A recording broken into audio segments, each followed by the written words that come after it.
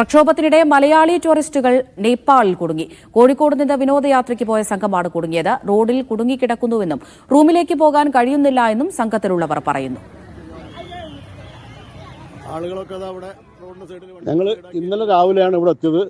കോഴിക്കോടുള്ള ഒരു ട്രാവൽസിന്റെ ഗ്രൂപ്പിൽ വന്നതാണ്. 40 പേരുണ്ട്.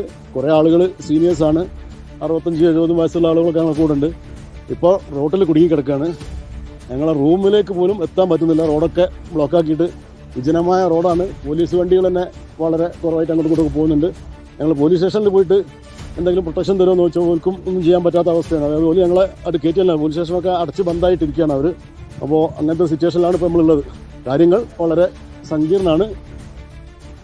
സലാം മുഹമ്മദ് വിവരങ്ങൾ നൽകാനായി ചേരുന്നുണ്ട്. സലാം, ഈ കുടുങ്ങിക്കിടക്കുന്ന ഒരാളുടെ പ്രതികരണമാണ് നമ്മളിപ്പോൾ കേട്ടത്.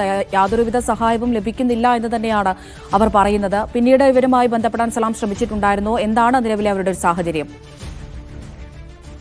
അമൃത, നിലവിൽ അവിടെയുള്ള ആളുകൾ ഇടപെട്ട് ഇവരെ റൂമിലേക്ക് മാറ്റാനുള്ള ഒരു ശ്രമം ആരംഭിച്ചിട്ടുണ്ട് എന്നുള്ളതാണ് മനസ്സിലാക്കുന്നത്. 40 പേരടങ്ങുന്ന ഒരു സംഘമാണ് കോഴിക്കോട് കൊടുവള്ളി മുക്കം ഭാഗത്തു നിന്നുള്ള ആളുകളാണ് ഇവരാണ് ഈ കാഠ്മണ്ഡുവിൽ, അതായത് മേപ്പാടിലേക്ക് വിനോദസഞ്ചാരത്തിന് വേണ്ടി പോയത്.